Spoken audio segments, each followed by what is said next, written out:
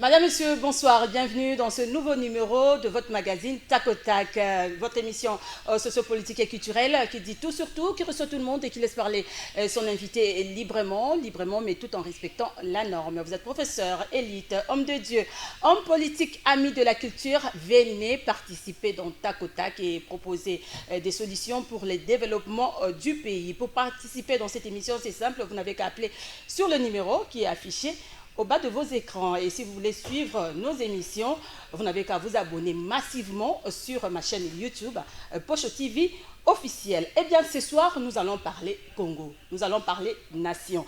Avec mon invité, il s'agit tout simplement d'un confrère. Il est journaliste. Il s'appelle Ambroise Mamba, qu'on ne présente plus. Ambroise, bonsoir. Vous êtes journaliste ici à Congo Web Télévision et vous êtes aussi directeur des informations, présentateur de l'émission Table Ronde. Comment allez-vous? Ça va. Et comment ça se passe? Merci, tout va bien. Merci. Je suis content de retrouver ce grand public de Tac au Tac Magazine. Moi, je vous apprécie beaucoup avec vos analyses. Vous savez, vous faites des analyses tatillonnées et non partisanes. Ben, voilà, avec vous, nous allons parler nation Ambroise. Nous n'allons pas parler des individus. Nous allons parler Congo. Que faire pour que notre pays se développe? Eh ben voilà. Ambroise Mamba, on s'approche des élections de 2023. Comment voyez-vous la marche du pays après 3 ans de mandature de Félix Tshisekedi? Bon, c'est qu'il faut déjà reconnaître que ça ne va pas. Ça ne va pas parce que lorsque Tshisekedi a pris le pouvoir, Félix, et non Étienne, parce qu'Étienne est décédé, lorsque Félix Tshisekedi a pris le pouvoir, il y avait beaucoup d'espoir sur lui. Vous savez, c'est quelqu'un qui vient de l'opposition, qui vient de l'UDPS. L'UDPS, ce grand parti politique qui a fait rêver les Congolais. L'UDPS, c'est ce grand parti qui a tant chanté les progrès sociaux, qui a tant chanté les peuples d'abord, ainsi de suite. Et Tshisekedi qui arrive au pouvoir, Kabila qui quitte le pouvoir. Il y avait beaucoup d'espoir fondé sur Félix Tshisekedi. Et lui aussi, quand il est passé au pouvoir, il a fait beaucoup de promesses. Pendant les premières années de sa mandature, on a vu comment il travaillait, on a vu sa volonté, ainsi de suite. À un moment, on s'est fait une idée qu'il était combattu par ses partenaires du FCC, qui ne voulaient pas qu'il puisse aller de l'avant. Mais enfin, on l'a soutenu. Et monsieur a appelé à la création de l'Union Sacrée de la Nation.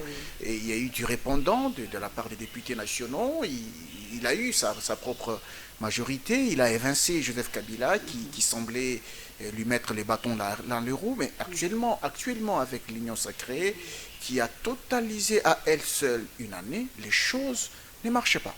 Les choses ne marchaient pas. Vous regardez la manière dont on gère les choses. À un moment, lui-même, Félix, semble être fatigué de promettre. Il est fatigué de promettre. Il a même promis de ne plus il a reconnu qu'on lui a reproché le fait qu'il promet sans avoir réalisé. Et à un moment, je me rappelle que dans une partie du pays, il est allé, il a dit, bon, j'avais promis de ne plus vous promettre, mais je vous promets quand même. Alors, lorsque quelqu'un reconnaît que ses promesses ne sont pas réalisées, mais il se permet quand même de promettre, à un moment, il joue à la démagogie. C'est comme s'il s'est dit que je n'ai rien à faire si je ne peux que jouer à la démagogie. Et là, les Congolais ont vu que non, monsieur ne fait absolument rien. Et là, vous avez dit qu'on s'approche des élections de 2023. Est-ce que ces élections vont lui être profitables? Va-t-il remporter ces élections pour un deuxième mandat? Je pense que ça devient un peu très compliqué pour lui. Et pourquoi aller aux élections alors? Y va-t-il pour arranger quelque chose? Parce qu'il n'a pas su le faire pendant le tout premier mandat, qui touche déjà à sa fin. Il va aller aux élections de 2023. Dans les grands Kassai, il a demandé qu'on lui donne un deuxième mandat. Hein? Oui, mais dans le Grand Kassai, la première chose, c'est que dans le Grand Kassai, il est allé, il a trouvé que ses frères et sœurs du Grand Kassai le critiquaient beaucoup. Il a reconnu qu'on le critiquait. Il a reconnu qu'il n'a rien fait dans le Kassai. Là, il a dit non, aidez-moi, je ne suis pas là que pour les deux Kassai, mais je suis également là pour tout le territoire national. Je travaille pour l'ensemble du pays. Ça, c'est bon, mais on doit aussi sentir qu'il y a quelqu'un du Kassai qui fait quelque chose pour le Kassai. Nous allons peut-être revenir. Il y a deux grandes choses au Kassai. Mais c'est l'actualité, on peut toujours en parler, il n'y a pas de souci. Si aujourd'hui, Félix Tshisekedi quittait le pouvoir sans avoir relancé la MIBA, sans avoir terminé la chute, le barrage de Katende, il aura échoué. il aura échoué pour tous les Parce Kassaïens. qu'on a toujours dit que ici, et je ne coupe pas la parole, Mobutu était au pouvoir, on a dit non, Mobutu n'a rien fait pour le Kasaï, et également pour l'Équateur également, et à Kabila qui a fait 18 ans n'a rien fait pour le Kasaï. Aujourd'hui, nous avons un Kassaïen au pouvoir, mais jusque-là, le Kasaï pleure toujours. Effectivement, c'est ce que j'étais en train de dire. On a reproché à Mobutu qui ne l'a pas donné l'électricité à l'espace Grand Kasaï. Parce que l'espace Grand Kasaï n'a pas l'électricité aujourd'hui. Il n'y a pas d'entreprise dans les deux Kasaï si vous y allez, parce qu'il n'y a pas d'électricité. On a reproché à Kabila de faire la même chose. Kabila a pratiquement oublié les Kassaïens parce qu'il lui était opposant. Mais vous avez un Kassaïen qui est au pouvoir, Félix Tshisekedi, le fils du 5 de Limete. Il arrive, il ne relance pas l'Amiba. Il arrive, il ne termine pas la chute Katende. Qui va le faire pour lui? Qui va le faire pour les Kassaïens si un Kassaïen n'arrive pas à le faire? À mon avis, il devrait fermer les yeux. Il devrait fermer les yeux parce que l'opprobre sera sur lui. On va tellement se moquer de lui, on va lui dire, monsieur, vous avez été là, vous n'avez rien fait ni pour votre propre province. Je pense à ce niveau-là qu'il doit aussi fermer les yeux, dire, je dois aussi donner au peuple kassaïen ce qu'il méritait, ce qu'il a manqué pendant longtemps. Mobutu a pris au pays 32 ans de règne, Kabila a pris 18 ans de règne, ça fait 50 ans. Pendant 50 ans, les Kassaïens ne se sont pas retrouvés, mais lorsqu'un Kassaïen arrive au pouvoir, il doit quand même penser à eux également. Ce n'est pas prêcher le tribalisme. Ce n'est pas prêcher le tribalisme. Oui, dans mon émission, je n'aime pas trop parler de tribus, effectivement. tout ça. C'est pas prêcher le tribalisme. C'est effectivement dire qu'un Kassaïen peut être là pour aider sa province à aller de l'avant. Mais s'il arrivait à quitter, parce que sa popularité est en chute aujourd'hui, lorsque vous regardez les sondages aujourd'hui, c'est Moïse Katumbi qui semble être favori pour la présidentielle de 2023. Mais Félix Tshisekedi, qui pourrait quitter le pouvoir après 2023, qu'est-ce qu'il va présenter comme bilan aux Kassaïens? Va-t-il attendre que Moïse Katumbi vienne pour donner l'électricité aux Kassaïens, pour donner l'Amiba aux Kassaïens? Il doit le faire. Et c'est pourquoi je dis que s'il ne voit pas les choses dans ce sens, alors il y est pour rien. Alors il ne faut pas briguer le deuxième mandat. Il doit quand même reconnaître, il doit quand même dire son meilleur culpa, dire par exemple que non, je n'ai pas su faire quelque chose, je laisse la main à quelqu'un d'autre. Et là, on travaille pour le pays. Ben voilà. Mais puisque nous parlons un peu du Kasaï, Ambroise Mamba, comment avez-vous analysé le propos de la princesse Dominique Monongo, qui a fait un peu polémique sur les réseaux sociaux et partout ailleurs, voilà. Bon, effectivement, à mon avis, elle a à la fois tort et raison. Elle parle des us et coutumes des Kassaïens qui se heurtent. Que les Kassaïens doivent construire chez eux, tout ça. Qui se heurtent aux us et coutumes des Katangais. Les Kassaïens, lorsqu'elle parle des us et coutumes, directement, elle débarque sur la viande du chien qui est consommée par les Kassaïens. Parce qu'elle considère les chiens comme étant des amis. Les chiens domestiques, ce sont des animaux domestiques. Ce sont des amis, ainsi de suite. On ne peut pas manger, on ne peut pas consommer la viande du chien. Et elle a été choquée par le fait que les Kassaïens mangeaient le chien. Mais il faut reconnaître ici, ce ne sont pas tous les Kassaïens qui mangent le chien. Tous les Kassaïens ne mangent pas le chien. Elle a un peu généralisé. Elle a généralisé. Ça choque même ceux qui n'en mangent pas. Ça choque même ceux qui n'en mangent pas. Je disais tout à l'heure que j'ai reçu sur mon plateau des tables rondes M. Jean-Pierre Kapata, pour ne pas les citer, qui se rappelle avoir été dans un village au Kasaï. Il est Kassaïen lui-même. Il se rappelle d'avoir été dans un village au Kasaï. Il a trouvé que la viande du chien, le chien, lorsqu'on l'abattait, tous les enfants et les femmes étaient dans les maisons cachées. Ce sont les hommes eux-mêmes qui l'abattaient, qui le préparaient et qui les consommaient. Et c'était comme un mythe, un totem, mais aujourd'hui il a remarqué qu'on a transgressé à cela. La viande du chien est devenue commercialisée, et puis ça choque les sensibilités, ainsi de suite. Et Dominique Monongo, sur ce point, a peut-être raison, mais elle devait le dire dans des termes sa façon de parler. Mais vous savez qu'elle a aussi révélé au monde qu'elle ne consomme pas le poisson. Le poisson, oui. Elle ne consomme pas le poisson. Pourquoi est-ce que elle ne se fâche pas contre les personnes qui consomment le poisson? Parce qu'elle n'en mange pas. Autant la viande de chien ne consomme pas, elle ne consomme pas non plus le poisson. Elle devait aussi se fâcher contre ceux qui mangent le poisson. C'est là que j'ai dit qu'il y a un problème. Et là, elle a un peu ressassé les antagonismes qui existaient depuis très longtemps entre les Kassaïens et les Katangais. D'ailleurs, on parlait des richesses du Katanga, ainsi de suite. Aujourd'hui, les Kassaïens, si, se déplacent aujourd'hui parce que autrefois, les Kassaïens étaient oubliés et par Mobutu et par Joseph Kabila, qui ont pris à deux seuls 50 ans de règne du pouvoir politique. Et le Kasaï qui a été oublié, aujourd'hui, Ils se déplacent, ils vont vers le Katanga. Elle a parlé de la construction, les Kassaïens qui vont construire au Katanga. Je pense que c'est une mentalité qui devrait changer. Les Kassaïens, vous allez quelque part, vous travaillez, vous gagnez de l'argent. Pensez aussi à construire chez vous. Vous ne devez pas construire toujours chez autrui. Ce n'est pas une bonne chose. Lorsqu'il y a eu des guerres, rappelez-vous que lorsqu'il y a eu la guerre civile entre Katangais et Kassaïens dans les années 90 à 93, il y a ceux qui ont abandonné des parcelles qu'ils avaient achetées au Katanga, des maisons qu'ils avaient construites au Katanga, qui les ont abandonnées, qui sont allés au Kasaï, qui ont tout perdu. Et lorsqu'ils sont arrivés au Kasaï, par exemple, on leur posait la question, mais vous allez rester où? Vous avez pensé construire ailleurs et vous revenez ici, vous n'avez pas construit chez vous. Vous allez rester où avec vos enfants? Beaucoup de familles, je n'ai pas fini mon idée, beaucoup de familles se sont retrouvées dans les centres d'accueil, ce qui n'est pas bon, avec des enfants, avec femmes et enfants, dans les centres d'accueil, ce n'est pas bon. Et aujourd'hui, si ici à Kinshasa, par exemple, les Tek et Umbu chassaient tout le monde de Kinshasa, il y a des gens qui vont se retrouver dans leur province sans maison. C'est pourquoi il faut toujours penser construire chez soi pour qu'en cas de problèmes politiques qui arrivent toujours, on ne sait jamais quand ça peut arriver, vous ayez quand même un toit où héberger votre femme, vos enfants, ainsi de suite. Alors, vous avez posé la question tout à l'heure de savoir pourquoi les Kassaïens n'aiment pas construire chez eux. C'est une mauvaise foi quand même. C'est une question parce très difficile. Parce que nous avons des Kassaïens ici à Kinshasa qui sont riches et qui ont beaucoup d'argent. Vous l'avez constaté? Oui, qui ont des maisons ici, plus de 5 parcelles, tout ça. Mais pourquoi chez eux, là-bas, au Kasaï? C'est vrai que nous sommes tous Congolais, les Congolais appartiennent à tout le monde. Nous sommes libres de circuler où on veut. Donc vous pouvez venir à Kisangani, au Congo central, je ne sais pas, partout. Le Congo appartient à tout le monde. Mais quand même, nous venons tous de quelque part. Nous sommes originaires de quelque part, parce que quand on parle le tribalisme, on parle tribu, donc nous sommes tous originaires de quelque part. Alors il faut quand même. Oui, effectivement, c'est une idée important. Hein? C'est comme un peu les Ouest africains. Hein? Tu vois, les Ouest africains, quand ils voyagent et tout ça, ils vont toujours passer leurs vacances dans leur village. Ils construisent chez eux, dans des villages.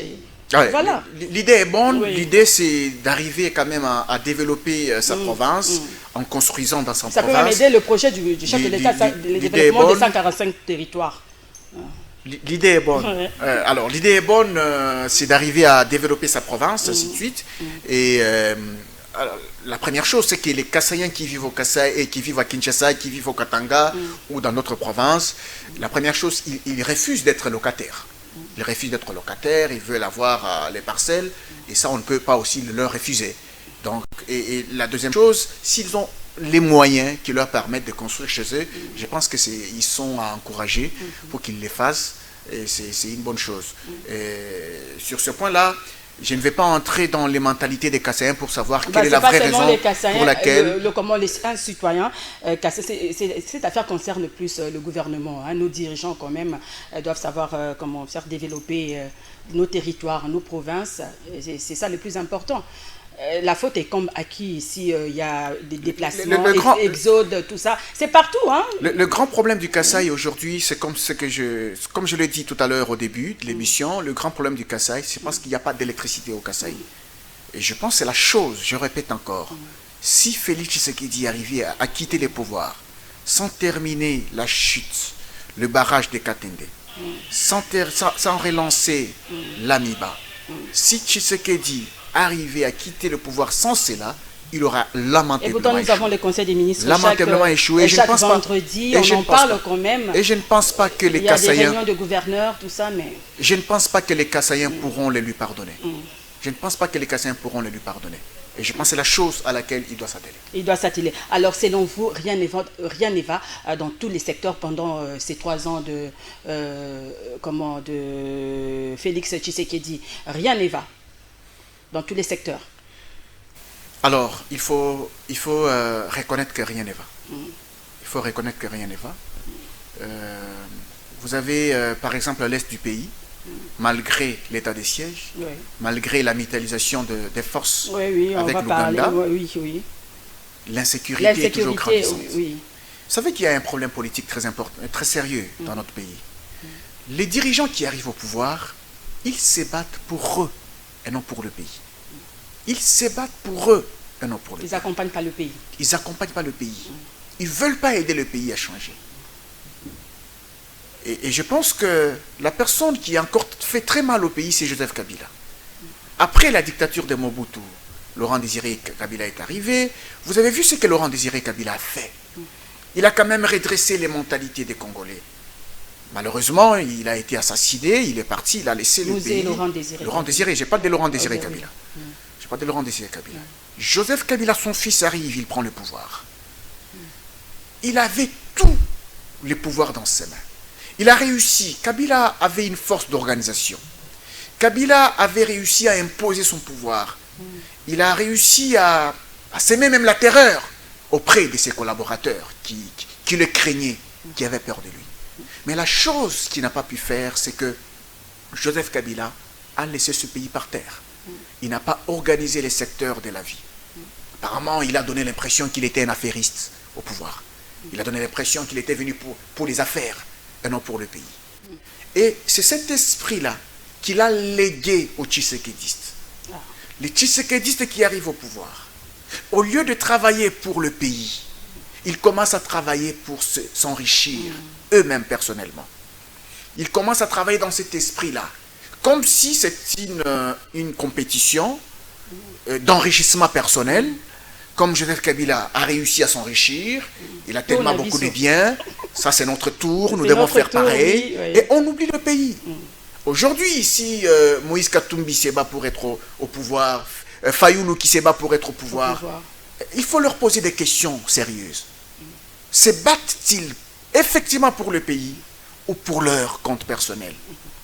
Et je pense qu'à mon avis aujourd'hui, il ne faudra pas nous pousser à commencer à donner des messages pour appeler au boycott même des élections. Pour appeler même au boycott des élections. Parce que les Congolais n'ont plus d'espoir pour les politiciens qui se présentent pour des échéances électorales. Il ne faudra pas pousser les gens à dire aux Congolais, regardez, n'allez pas voter. Parce que ça ne sert à rien. Vous irez voter qui? Vous irez voter Tshisekedi? Vous irez voter Tshisekedi parce qu'il vous a fait des promesses? Vous irez voter Katumbi parce qu'il fait des promesses? Vous irez voter Fayoulou parce qu'il fait des promesses? Ou vous irez voter quelqu'un qui veut travailler pour votre pays? Parce que les 3 ans de Félix Tshisekedi ont un peu déçu. Ont un peu déçu si à ce moment-là, les Congolais se posent des questions, il y aura des élections en 2023, pour qui iront nous voter? C'est à ce niveau-là que je dis qu'il faudra que les politiciens se battent pour donner à ce pays ce qu'il mérite. Ce qu'il mérite. J'ai parlé tout à l'heure de la situation de l'Est. Il faut qu'aujourd'hui, le président Félix Tshisekedi se ressaisisse. Il faut qu'il appelle aux concertations nationales. Oui, il y a une question d'ailleurs par rapport à ça. Hein. Joseph Kabila, parce que vous avez parlé tout à l'heure de Joseph Kabila. Joseph Kabila a organisé des concertations hein, en 2015. La cohésion nationale recherchée n'était pas trouvée. Oui, effectivement. Il a cherché... Et là, vous demandez encore... Il n'était pas sincère. À Félix Tshisekedi... Joseph Kabila n'était pas sincère. Ouais. Il a organisé les concertations nationales pour se garder au pouvoir, se garder le roi du Congo et amenuiser les chances de l'opposition. Il a rappelé l'opposition qui le dérangeait autour de lui. C'est à ce niveau-là que vous avez les 3 personnes du MLC. À l'époque, le MLC faisait très mal à Joseph Kabila. Vous avez Thomas Louaka, vous avez Germain Kambinga, vous avez notre là, Egwake, je pense, Omer Egwake. Oui. Vous avez Omer Egwake, les 3 du MLC qui ont quitté le MLC pour... être dans le gouvernement des concertations nationales. Et à ce niveau-là, Joseph Kabila ne recherchait pas la cohésion nationale. Il n'était pas sincère pour trouver la cohésion nationale. La sincérité devait le pousser à savoir avec qui effectivement discuter de cette question. Et aujourd'hui, Félix Tshisekedi, s'il veut avoir cette concertation nationale, la cohésion nationale par rapport au problème de l'Est, il doit prendre le courage d'appeler Moïse Katumbi, d'appeler Martin Fayoulou, d'appeler Joseph Kabila. Je sais déjà que Joseph Kabila, même si on l'appelait, il ne viendrait pas. Il ne viendrait pas, je sais. Parce que c'est quelqu'un qui veut garder son mythe. Il est tellement dans son ego. Il est tellement dans son ego qu'il ne viendra pas. Mais il faut tenter la chose. Il faut qu'il y ait une cohésion nationale. La cohésion nationale pour permettre au Rwanda de respecter la RDC, pour permettre aux groupes armés de respecter la RDC.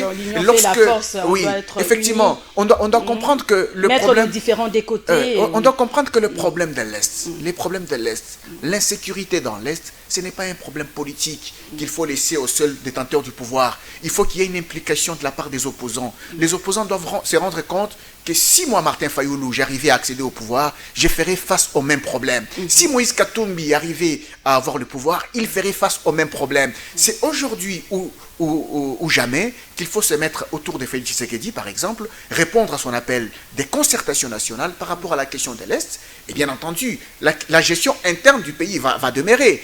Effectivement, ils ont raison. Ils auront raison de pouvoir tirer à boulet rouge sur la gestion de Tshisekedi. Ça sera normal pour les élections à venir, mais en ce qui concerne l'Est, il faut qu'il y ait une cohésion nationale. Il faut que les opposants parlent le même langage. Peut-être que la bénédiction de Dieu va descendre là-dessus et le pays va se sentir protégé. Eh bien, alors, mais comment rechercher une cohésion nationale alors que le pouvoir en place gère mal?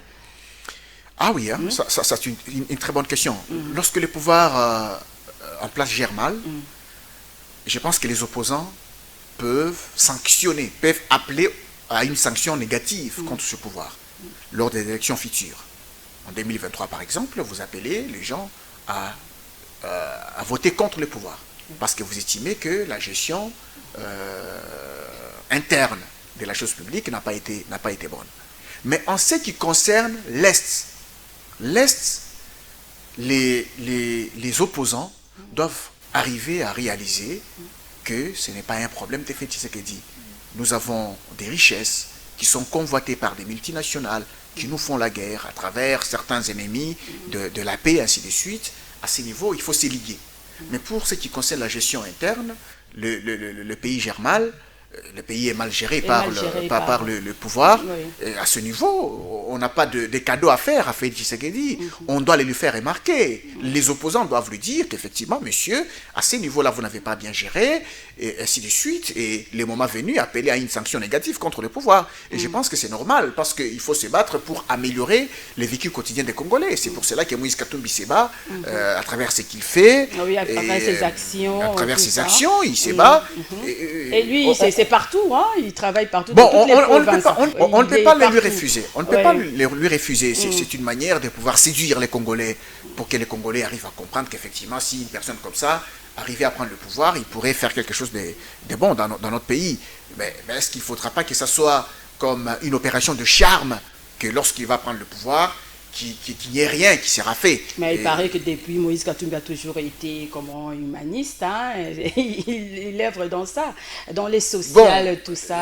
Je suis journaliste et j'ai vu Moïse Katumbi lorsqu'il a géré la province du Kasaï, la province du Katanga, le Grand Katanga avant le démembrement. Il y a eu quand même de bonnes actions qui ont été posées. J'ai quand même aimé l'acte qu'il avait posé. Vous savez qu'il y avait, lorsque nous parlions des antagonismes entre les Kasaïens et les Katangais, il est allé au Kasaï. Il a prêché le pardon. Il a demandé pardon aux Kassaïens. Et c'est à la suite de cela que les Kassaïens sont rentrés au Katanga. Et je pense qu'une personne comme ça, au pouvoir, peut comprendre bien la chose. Il peut bien gérer la question. Et je pense que d'ailleurs, Princesse Dominique Munongo est de son parti. Et je voudrais voir Moïse Katumbi dire à Princesse Munongo, écoutez madame, pas comme ça. Pas comme ça, j'ai quand même fait beaucoup d'efforts pour demander pardon aux Kassaïens pour ce qui s'est passé en 90. Il ne faut pas encore attiser le feu. Et je pense qu'il peut amener à un discours comme ça. Et s'il prendrait le pouvoir, s'il arrive à prendre le pouvoir, parce que c'est possible, il peut quand même instaurer cette paix entre les deux peuples. Eh bien, puisque nous parlons de Moïse Katumbi, sachez que son conseiller spécial Salomon Escadela est arrivé ce mardi à Kindu, au Maniema, pour une campagne d'adhésion massive au parti du moment Ensemble pour la République, parti cher à Moïse Katumbi. Il va dire aussi à la population de ce coin de la République avec Moïse Katumbi, et c'est possible. Suivez ces spots et nous reviendrons juste après.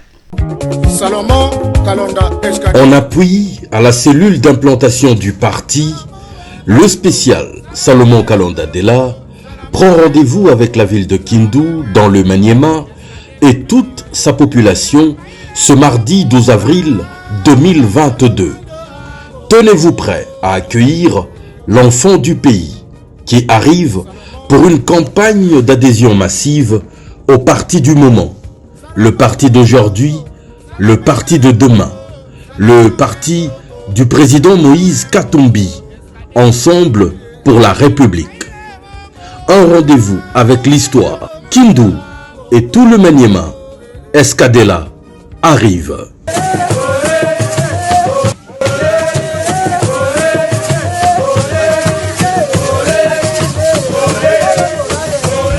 Salomon Kalonda Escadela. Salomon Wembongo. Tout le Maniema derrière Salomon Escadela. Le Maniema est en train de connaître une mutation politique exponentielle. Et l'homme de l'histoire, l'homme en qui tous les Maniema comptent, c'est Salomon. Le leader de la province du Maniema pour le moment, c'est M. Salomon Idi Kalonda Escadela. La province connaît un sérieux problème de leadership et nous choisissons, les Maniema ont décidé de choisir Salomon Escadela comme notre leader.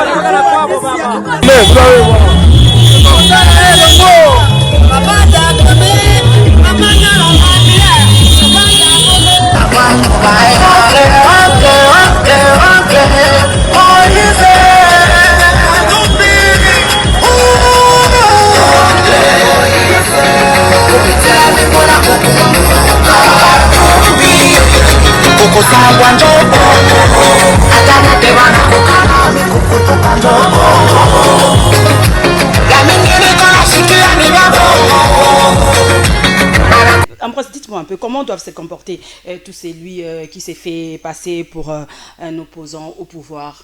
Parce que les résistants, comme ils disent, El Fayoulou, ils disent que ce sont des résistants, ils critiquent tout, les opposants chez nous, ils critiquent, ils ne proposent rien. Comment vous savez, tout à l'heure, j'ai déploré le fait que les politiciens congolais se battent non pour le pays, mais pour s'enrichir, personnellement. Vous prenez Joseph Kabila, qui s'est tellement enrichi.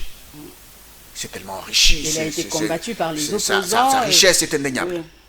Qui s'est tellement enrichi. Est-ce que vous avez vu dernièrement qu'il a réuni le bureau politique de son parti, le PPRD?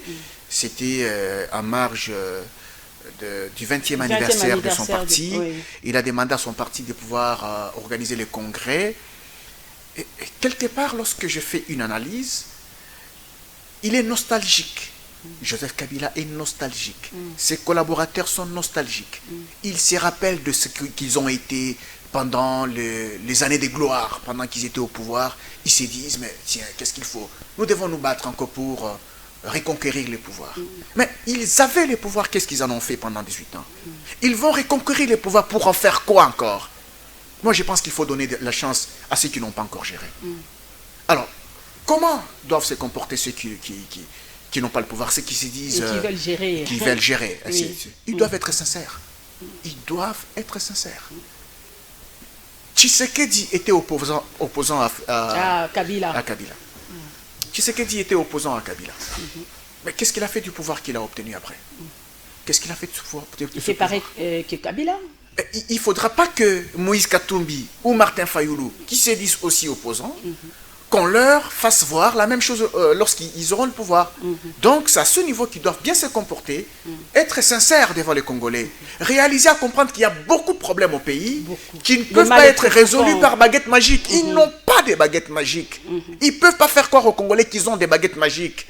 Ils doivent avoir des discours clairs, des discours sincères, des discours réalistes.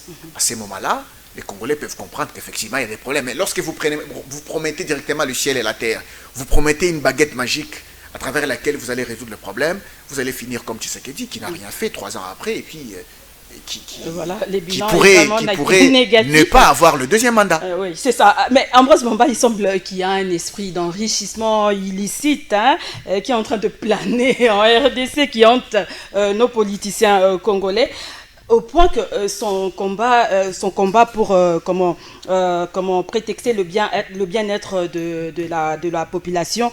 Or, en réalité, c'est son confort personnel qu'il cherche. J'en avais déjà parlé. J'ai parlé de l'esprit de l'enrichissement illicite. C'est un esprit. C'est un esprit qui a été légué au pays par Joseph Kabila et ses collaborateurs. Le clan Kabila qui a légué cet esprit d'enrichissement illicite. Vous savez, lorsqu'on regarde Kabila aujourd'hui, on l'envie. On l'envie. Il a tellement beaucoup de bien aujourd'hui. On s'est dit, mais waouh, il a obtenu tout ça lorsqu'il était au pouvoir. Est-ce que vous savez que... On m'a rapporté quelque chose. Lorsque Tshisekedi arrive au pouvoir, Félix, il réunit les bureaux politiques de son parti, l'UDPS. Il y a une maman dans cette réunion-là, qui lui a dit, Monsieur le Président, je voudrais que nous aussi, nous puissions construire notre Kingakati. Comme ça, nous irons tenir nos réunions là-bas. Et on m'a rappelé la réponse qui était de Félix Tshisekedi. Il a dit, Madame, je vais vous décevoir. Je ne vais pas construire un Kingakati. Vous savez combien ça coûte? Ça coûte beaucoup d'argent. Moi, je n'ai pas d'argent pour construire cela. Mais à partir de là, vous comprenez qu'il y a un esprit d'enrichissement illicite qui a hanté tellement les politiciens. Lorsqu'ils se battent, ils le font sous prétexte de pouvoir améliorer les vécus quotidiens des Congolais. En réalité, ce n'est pas pour ça. En réalité, c'est pour leur propre bien, pour leur confort personnel. Et là, les Congolais qui ont compris ça risquent de ne plus commencer à voter. Ça ne sera plus intéressant d'aller aux élections. Oui, c'est ça aussi le problème. C'est vraiment à craindre. Alors, Ambroise Mamba, nous chutons déjà, c'est la fin. Alors, comment analysez-vous la situation du pays actuellement avec les enquêtes, le travail de l'IGF. Il y a tellement de, comme nous venons de dire là, l'enrichissement illicite, trop de détournements quand même dans le régime de Félix Tshisekedi qui lutte contre la corruption, mais rien ne va, rien ne change. IGF est en train de crier aux voleurs, mais après silence radio, il y a Etienne Longondo, on ne sait pas ce qu'il devient le dossier. Il avait obtenu la liberté provisoire et jusque-là, on ne sait pas si l'argent a été remboursé, et l'argent détourné, on ne comprend rien. Il y a Bakonga qui est maintenant à l'Assemblée nationale, on ne comprend pas comment il se retrouve là. Sa situation, on ne sait pas, la justice vraiment piétine, on ne comprend plus rien. Il y a les députés là qui ont maintenant le pouvoir, le contrôle parlementaire, des motions, tout ça. Le ministre de l'économie a été déchu, tout ça, rien ne va. Vous avez oublié la rumeur qui court dans les réseaux sociaux qui Kamere serait blanchi pour devenir Premier ministre. Alors qu'est-ce qu'il faut dire par rapport à ça? Il faut soutenir le travail de l'IGF. Il faut soutenir le travail de l'IGF.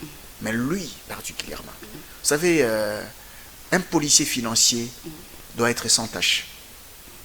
Il doit se battre pour être sans tâche. Mais il faut les soutenir.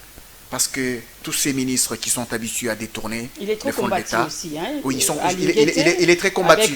Parce qu'on ne veut plus. On ne veut plus. Les détourneurs n'aiment pas qu'ils soient inquiétés. Les détourneurs, ils veulent travailler dans ce qu'ils faisaient au début. C'est pourquoi, lors du règne de Joseph Kabila, il n'y avait pas tout ça. Et aujourd'hui, Tshisekedi a voulu que l'inspection générale des finances fasse son travail. Et aujourd'hui, tous ceux qui détournent combattent Jules Alinguete. Aujourd'hui, il faut les soutenir.